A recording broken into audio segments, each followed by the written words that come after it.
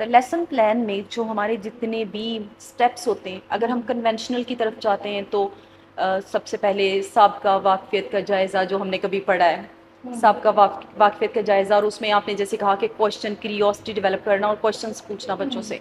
फिर मकासद क्या है हमारे, वो क्या हासिल होंगे नहीं होंगे, उसके बाद कंटेंट डिस्कस करना, फिर इवेलुएट करना, इवेलुएशन के बगैर बाद दोबारा से उसको रीजनरेट करना कि आया वो चीज़ इफेक्टिव हुई है कि नहीं, इवेलुएट करना दोबारा से।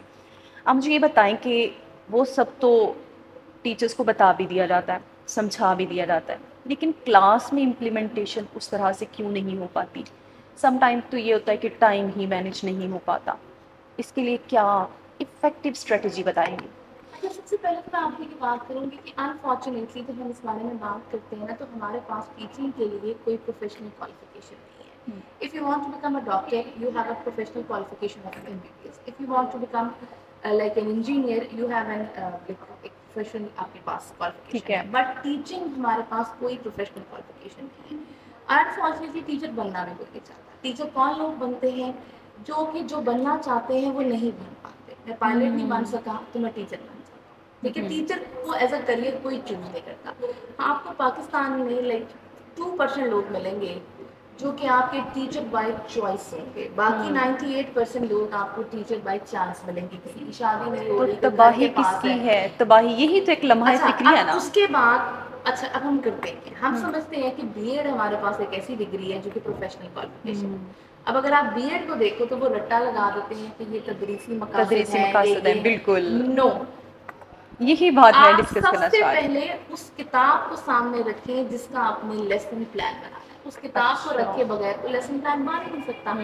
आपने लेट सपोज आज इंग्लिश का एक चैप्टर है आपके पास, लेट सपोज चैप्टर नंबर 1 है ठीक है। हॉली प्रॉफिट के ऊपर, ठीक इंग्लिश है। में है। प्रैक्टिसिंग पेशेंस का चैप्टर है लेट सपोज, क्योंकि अब ये मस्ट हो गए ये चैप्टर हमारे करिकुलम में।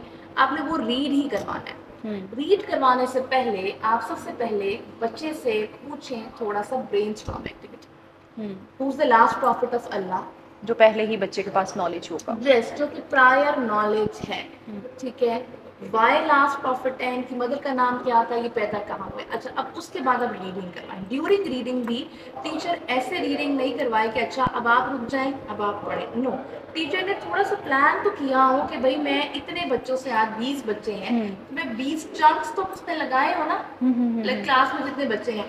अब जहाँ टीचर वो स्टॉप करे, लेट्स सपोज पहले बच्चे ने 3 लाइन्स पढ़ी है, तो टीचर का काम है वही उस 3 लाइन में जितना सवाल आए हैं ना वो पूछे। ठीक है। हाँ, हॉली प्रॉफिट कहाँ पैदा हुए थे? मक्का में। किस दिन पैदा हुए थे? 12 रबीउल अव्वल के दिन। ओके, आप मतलब जो उसमें आया। फिर अगला, जैसे अगले चैप्टर में आया कि इनको सादिक और अमीन कहा जाता था। क्या टाइटल्स थे दो उनके? सादिक और अमीन। क्यों कहा जाता था?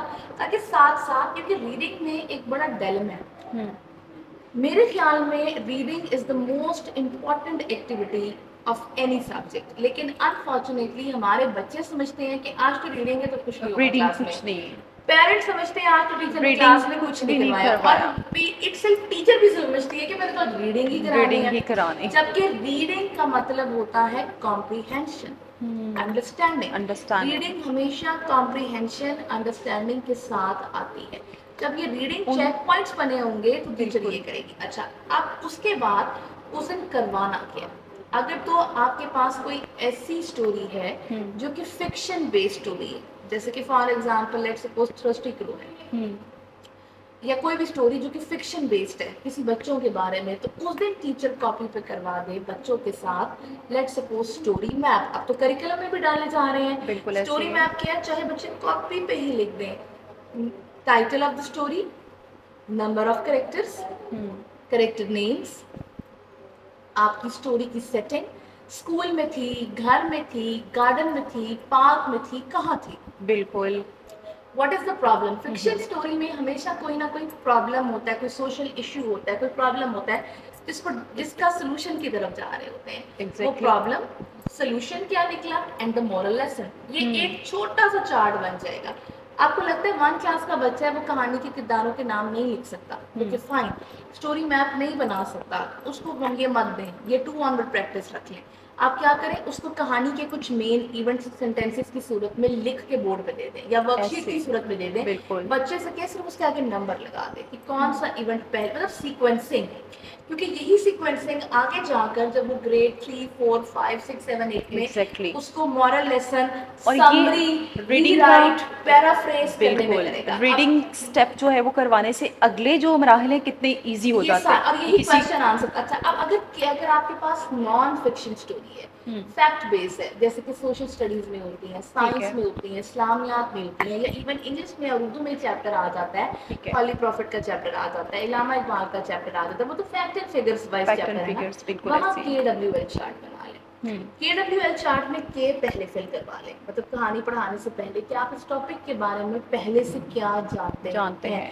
हम जानते हैं कि holy prophet Hazrat Muhammad is the last prophet of Allah, ठीक है, मुसलमानों के प्रॉफिट है, रहमतुल आलमीन है, इस दिन पैदा हुए थे, मक्का में पैदा हुए थे, मतलब जो बच्चों को पता है।